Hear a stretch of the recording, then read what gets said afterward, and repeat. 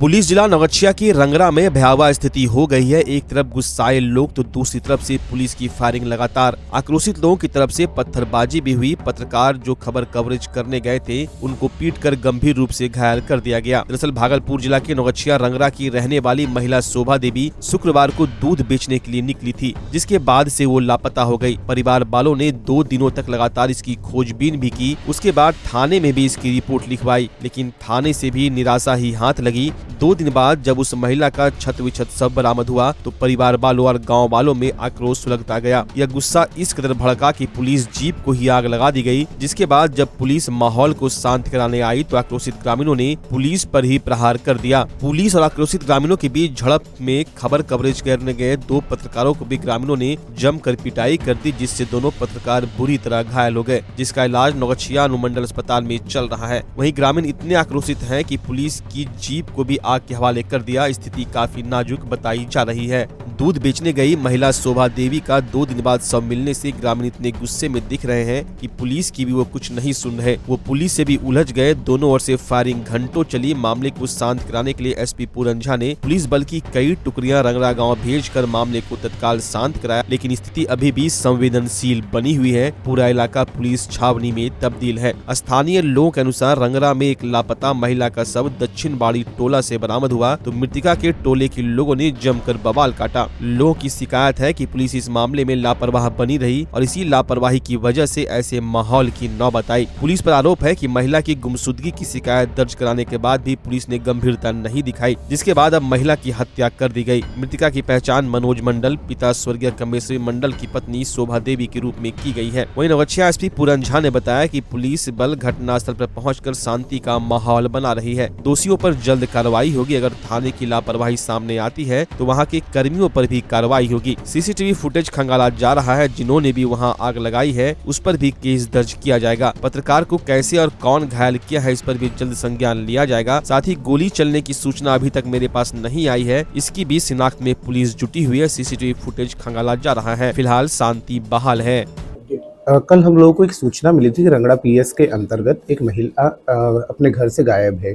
इस संबंध में जाकर के थाना अध्यक्ष द्वारा गांव में रेलवे स्टेशन, बस स्टैंड आदि जगहों पर जांच पड़ताल किया गया। आज सुबह उसी महिला का शव मिला, जिसको थाना अध्यक्ष जब वहां पहुंचे तो 2 पक्षों में वहां विवाद होने लगे। एक पक्ष दूसरे पर हत्या का आरोप लगा रहा था। इसी क्रम में वहां कुछ विधि व्यवस्था की समस्या उत्पन्न हुई थी। कुछ गाड़ियों को आग लगाया गया, क्षतिग्रस्त किया गया है। इस संबंध में हम लोग अलग से कांड दर्ज करके अलग कार्यवाही करेंगे। सब निकालने को लेकर स्थिति नहीं, शव पोस्टमार्टम के लिए भेज दिया गया। कुछ देर में पोस्टमार्टम भी हो जाएगा। नहीं, इस तरीके की बात हम कोई बात अभी तक सामने नहीं आई है। गांव में सीसीटीवी लगाया गया है, हम लोग इसकी भी जांच करेंगे। कुछ लोगों को जिनको वो लोग संदेह के आधार पर बता रहे थे, हम लोगों ने अभी अपने पास रखा है। अगर उनके खिलाफ हम उनके विरुद्ध हम लोगों को कोई प्रमाण मिलता है तो बिल्कुल हम लोग उनको गिरफ्तार करके जेल भेजेंगे। जी, कार्यवाही 2 कांड इसमें दर्ज किए जाएंगे। एक तो जो हत्या का केस है वो वाला अपना जो हम लोगों ने पहले केस दर्ज किया था उसी में हत्या की धारा जुड़ करके आगे के बयान लिए जाएंगे। दूसरा एक जो पुलिस पर हमला हुआ है और तीसरा 2 पक्षों में जो आपस में विवाद हुआ है उस पर कार्यवाही की जाएगी। जब मैं घटनास्थल पर गया था लोगों ने मुझे भी यह बात बताई है। इस संबंध में अभी हम लोग एक बार इस विधि व्यवस्था से जैसे ही हम लोग थाने पर पहुंचेंगे हम लोग आगे की जांच करके यदि ये बात सत्य है तो हम लोग संबंधित पदाधिकारी पर कार्यवाही करेंगे। स्थिति अब शांतिपूर्ण? जी, स्थिति पूरी तरह से शांतिपूर्ण है। पुलिस बल वहां है। हम लोग कैंप कर रहे हैं। 4 जगह पर हमने कैंप बनाया है। एसडीओ और डीएसपी साहब वहां पर हैं।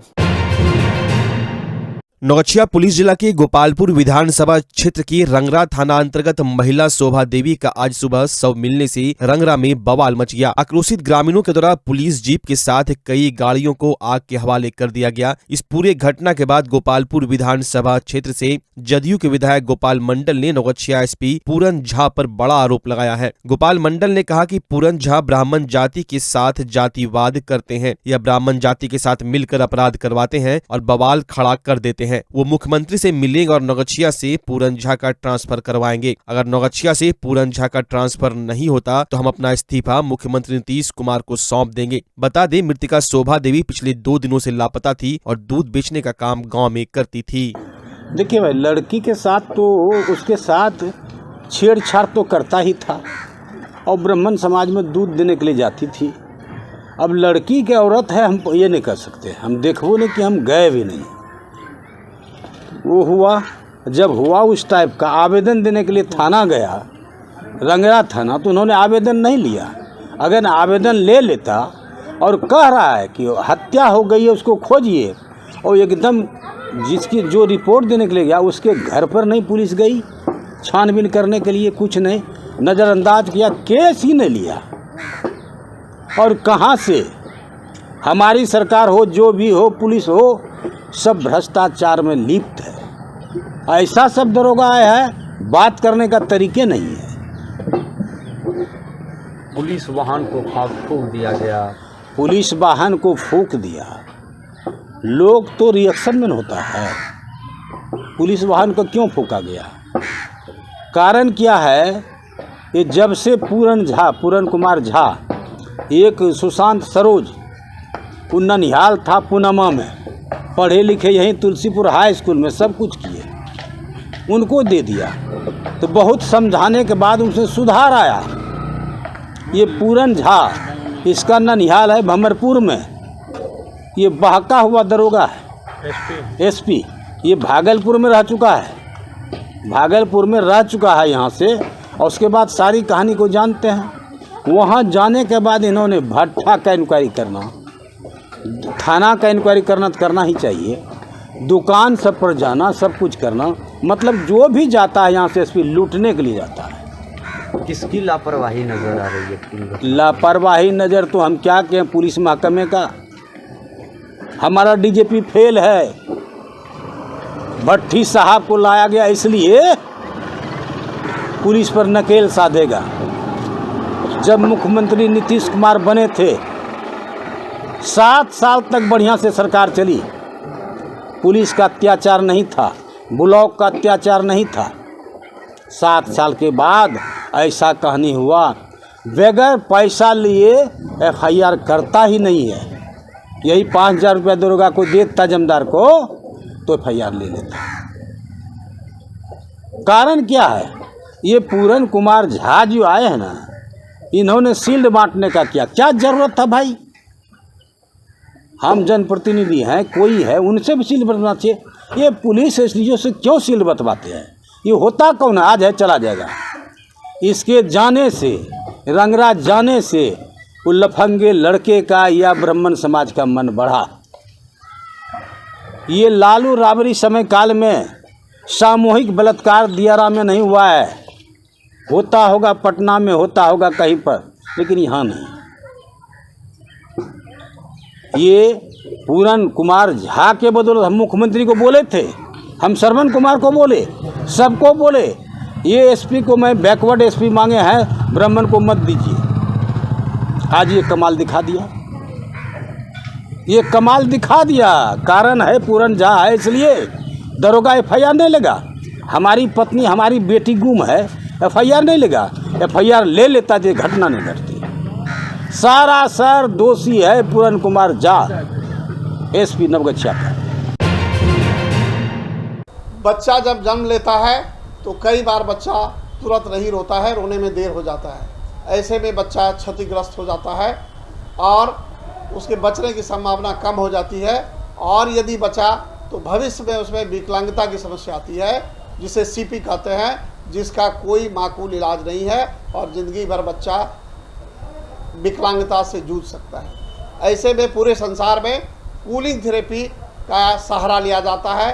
जन्म से ठीक 6 घंटा के अंदर यदि उसको कूलिंग थेरेपी दिया जाए तो उससे उसका सीपी की समस्या कम होती है और बचने की भी संभावना बढ़ती है। पहली बार बिहार झारखंड में आपके शहर के स्नेह नवजात शिशु बाल सेवा केंद्र में यह मशीन उपलब्ध है। कभी भी ऐसी बात हो कि बच्चा रोने में विलम्ब हो गया तो आप स्नेह नवजात शिशु बाल सेवा केंद्र में जरूर संपर्क करें।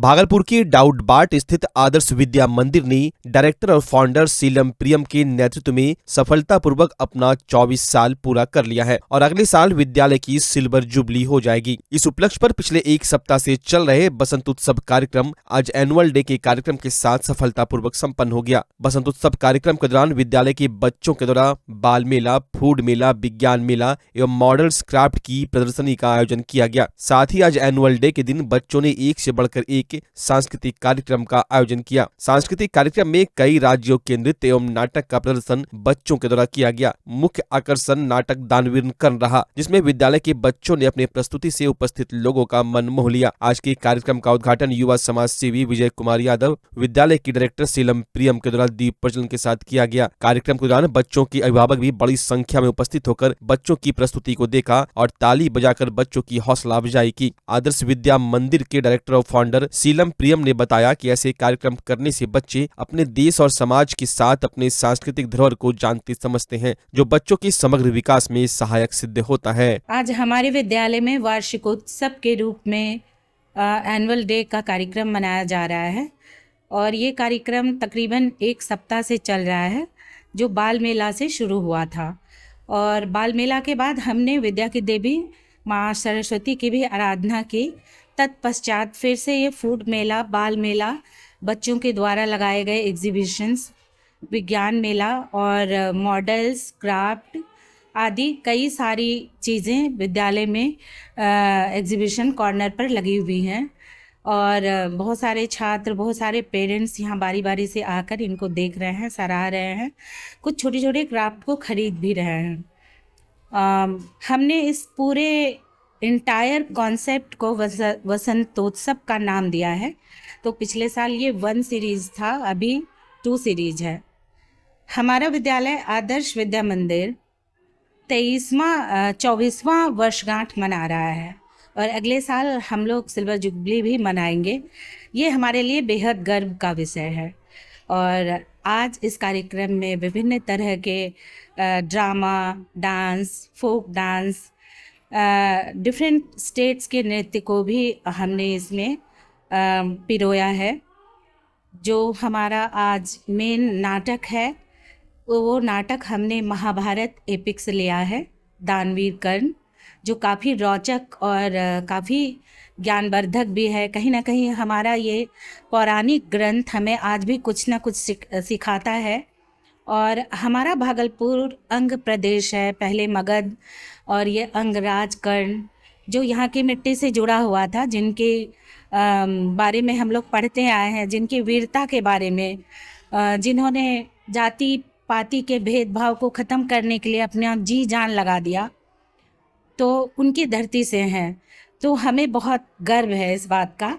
और आज इस कार्यक्रम में मैं तमाम दर्शकों का, तमाम श्रोताओं का, तमाम बच्चों का, शिक्षक, शिक्षकेतर कर्मचारियों का, मीडिया, प्रेस, जितने भी लोग यहाँ आगंतुक हैं, जितने भी कार्यकर्ता हैं, मैं सबों का स्वागत करती हूँ और आभार व्यक्त करती हूँ, धन्यवाद करती हूँ। बसंतोत्सव मनाया जा रहा है, स्प्रिंग फेस्ट, और बच्चों के कई सारे कार्यक्रम है। बहुत ही अच्छा माहौल है, यहाँ पर आके बहुत अच्छा लग रहा है। बहुत सारे ड्रामा हैं, एक्ट्स हैं, डांसेस हैं और कई सारे परफॉर्मेंसेस हैं हमारे छोटे छोटे बच्चों के द्वारा। तो उसके लिए मैं बहुत ज़्यादा एक्साइटेड हूँ। बहुत ज़्यादा इंतज़ार का समय अब ख़त्म हो चुका और आज यहाँ पे आके बहुत अच्छा लग रहा है। Thank you. RJD supremo Lalu Yadav द्वारा सीएम नीतीश पर दिए गए बयान को लेकर बिहार की सियासत एक बार फिर से गर्मा गई है। लालू यादव ने कहा कि नीतीश कुमार के लिए हमारा दरवाजा तो खुला ही रहता है। इस बयान पर नीतीश के चहेते जदयू के बड़बोले विधायक गोपाल मंडल ने भी बयान दिया है। गोपाल मंडल ने कहा कि दरवाजा तो खुला ही रहता है, राजनीति में किसी का दरवाजा बंद नहीं रहता, जब जरूरत पड़ेगा जिसमें घुसना है घुस जाएगा। वहीं नीतीश के फिर से पलटी मारने वाले सवाल पर गोपाल मंडल ने कहा, फिर से क्यों, अभी जिसके साथ चल रहे हैं चलने दीजिए, अभी पलटी नहीं मारेंगे, अभी 2024 तक चलने दीजिए, आगे का देखा जाएगा। अरे दरवाजा तो खुला ही रहता है, किसी का दरवाजा बंद होता है? राजनीतिक व्यक्ति का खुला रहेगा, जब जरूरत पड़ेगा घुस जाएगा। क्या लगता है नीतीश जी, क्या फिर से चले? अरे फिर से क्यों भाई, अभी तो जिनके साथ चल रहे चलने दीजिए। तो पलटी मारने का इरादा है अभी काहे के लिए महाराज, अभी चलेगा 2024 तक, उसके बाद क्या देखा जाएगा। भागलपुर एसएसपी को नाथनगर थाना क्षेत्र अंतर्गत अवैध हथियार के बारे में सूचना मिली, जिसको लेकर पुलिस अधीक्षक नगर की निगरानी एवं पुलिस उपाधीक्षक नगर के नेतृत्व में एक टीम गठित की गई। टीम द्वारा मोहम्मद इश्तियाक के घर छापेमारी कर एक देसी बंदूक एवं 9 कारतूस तथा नबी हसन के घर से एक देसी बंदूक बरामद किया गया। बरामद हथियार की खरीद फरोख्त करने के मामले में इश्तियाक, नबी हसन सहित 7 लोगों को गिरफ्तार किया गया। गिरफ्तार युवक में मोहम्मद इश्तियाक, मोहम्मद नबी हसन, मोहम्मद मोजीब अंसारी, मोहम्मद असद आलम, मोहम्मद आफ्ताब, मोहम्मद मोकरम, मोहम्मद साकिर अंसारी है। पुलिस ने 2 देसी बंदूक, 9 कारतूस और 5 मोबाइल भी बरामद किए हैं। वहीं मधुसूदनपुर थाना क्षेत्र के गोलाहू मोहल्ले के विजय यादव, सौरभ कुमार एवं रवि राज के घर विधिवत छापेमारी की गई, जहां से अवैध हथियार एवं कारतूस बरामद किए गए तथा 3 व्यक्तियों को गिरफ्तार किया गया है। गिरफ्तार व्यक्तियों में विजय यादव, सौरभ कुमार और रवि राज है। इसमें बड़िया पुलिस अधीक्षक महोदय को एक गुप्त सूचना प्राप्त हुआ। इसके उपरांत एक टीम गठित किया गया। टीम के द्वारा गिरफ्तारी करते हुए कुल 7 व्यक्तियों को गिरफ्तार किया गया है, जिनका नाम मोहम्मद इश्तियाक, पिता जैनुल अब्दीन, साकिन हसनाबाद, दूसरा मोहम्मद नबी हसन, तीसरा मोहम्मद मुजाहिब अंसारी, नेक्स्ट मोहम्मद असद आलम अंसारी, मोहम्मद आफ्ताब, मोहम्मद मोकरम, मोहम्मद साकिर अंसारी। ये सारे हसनाबाद जो कि नाथनगर थाना क्षेत्र अंतर्गत आता है, इन सभी को गिरफ्तार किया गया है। इनके निशानदेही पे इनके पास से 2 देसी बंदूक बरामद किया गया है, 9 कारतूस बरामद किया गया है, 5 मोबाइल को बरामद किया गया है। इस पूरे टीम में नाथनगर थानाध्यक्ष एसडीपीओ सिटी श्री अजय कुमार चौधरी, थानाध्यक्ष मुरलीधर शाह जो कि औद्योगिक थाना क्षेत्र के अंतर्गत के हैं, रंजीत कुमार रजक डीआईयू प्रभारी, सुशील राज, राजीव रंजन कुमार ललमटिया थानाध्यक्ष और नाथनगर के अन्य पदाधिकारीगण इस पूरी मुहिम को इन्होंने किया है। इसके साथ साथ तीसरा एक मामला आया है जो कि काफ़ी भिन्न मामला है। यह मामला बैंक के जो कैश भान होता है उसमें जो ले जाने वाले गार्ड हैं उनसे संबंधित है। इसमें बबरगंज थानाध्यक्ष को एक गुप्त सूचना प्राप्त हुआ कि जो बैंक कैश भान ले जाते समय जो 2 गार्ड हैं, इनके पास फर्जी लाइसेंस और एक फर्जी हथियार इनके पास है और इसी के बेसिस पे ये लोग नौकरी कर रहे हैं इतने दिनों से, जो काफ़ी संवेदनशील मामला है। तो इसमें इनके द्वारा 2 व्यक्तियों को गिरफ्तार किया गया है जो गार्ड है तथाकथित। पंकज चौधरी जो कि थाना शंभूगंज जिला बांका के रहने वाले हैं, दूसरा नंदू राय जो कि थाना बाथ जिला भागलपुर के रहने वाले हैं। इनके पास से 2 एक नाली बंदूक, 12 जिंदा कारतूस और 2 फर्जी लाइसेंस जो बरामद किए गए हैं, इनका सत्यापन किया जा रहा है। इनके द्वारा बताया गया कि ये लोग इस लाइसेंस के बेसिस पे ही जॉब कर रहे थे। लाइसेंस कहाँ का है सर? लाइसेंस एक चूंकि फर्जी है, इसमें सिर्फ मोहर मारा हुआ है। इनके द्वारा बताया गया कि ये लोग कहीं से जो है बना हुआ खरीद लेते थे और इसके बेसिस पे लोग नौकरी कर रहे थे। एक छत्तीसगढ़ का बना हुआ है, उसमें मोहर है, और एक भोजपुर जिला का मोहर है उस पर। इसका सत्यापन वहाँ के आर्म्स मजिस्ट्रेट कार्यालय से किया जा रहा है। भारतीय जनता युवा मोर्चा भागलपुर इकाई के द्वारा प्रेस वार्ता का आयोजन किया गया। इस प्रेस वार्ता में बताया गया कि 25 फरवरी से 4 मार्च तक जिला कार्यशाला युवा चौपाल कार्यक्रम का आयोजन किया जाएगा। भाजपा युवा मोर्चा के कार्यकर्ता हर क्षेत्र में जाकर प्रधानमंत्री नरेंद्र मोदी के कार्यकाल में हुए कार्य को बताएंगे। प्रेस वार्ता के दौरान भाजयुमो के दर्जनों कार्यकर्ता उपस्थित थे। भारतीय जनता युवा मोर्चा द्वारा यह आज की बैठक यहाँ पर रखी गई है और आज की बैठक का जो उद्देश्य है युवा चौपाल कार्यक्रम, जो 25 फरवरी 2024 से प्रारंभ होगा और अनवरत 5 मार्च 2024 तक यह कार्यक्रम चलेगा। भारतीय जनता युवा मोर्चा द्वारा जिला के प्रत्येक विधानसभा, प्रत्येक मंडल और प्रत्येक शक्ति केंद्र तक इस कार्यक्रम को जनता के बीच, युवाओं के बीच, जन जन तक पहुंचाने का प्रयास किया जाएगा। और इस युवा चौपाल कार्यक्रम का जो मुख्य उद्देश्य है, जो हमारे आदरणीय प्रधानमंत्री नरेंद्र मोदी जी का जो कार्यकाल रहा और उनकी जो जनकल्याणकारी योजनाएं हैं जिनसे हम सभी लोग लाभान्वित हुए हैं, उन सारी योजनाओं को हम लोग हर एक घर, हर एक शक्ति केंद्र, हर एक वार्ड तक यह युवा चौपाल कार्यक्रम के माध्यम से करेंगे। इसमें हमारे युवा मोर्चा के सारे पदाधिकारी, एक एक पदाधिकारी, जिला के पदाधिकारी, मंडल के पदाधिकारी, सारे पदाधिकारी इस कार्यक्रम में लगेंगे।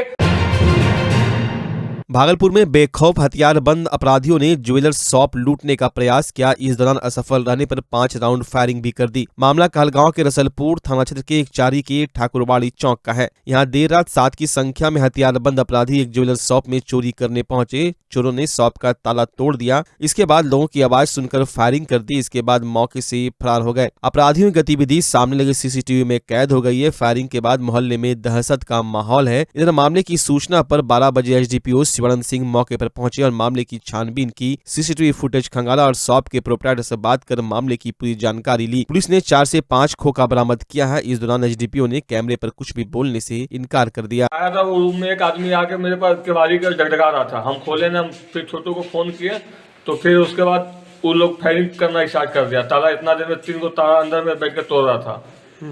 बस इसी में सब आए तो सब वो लोग फायरिंग करके भाग गया। कितने लोग थे? 4 लोग।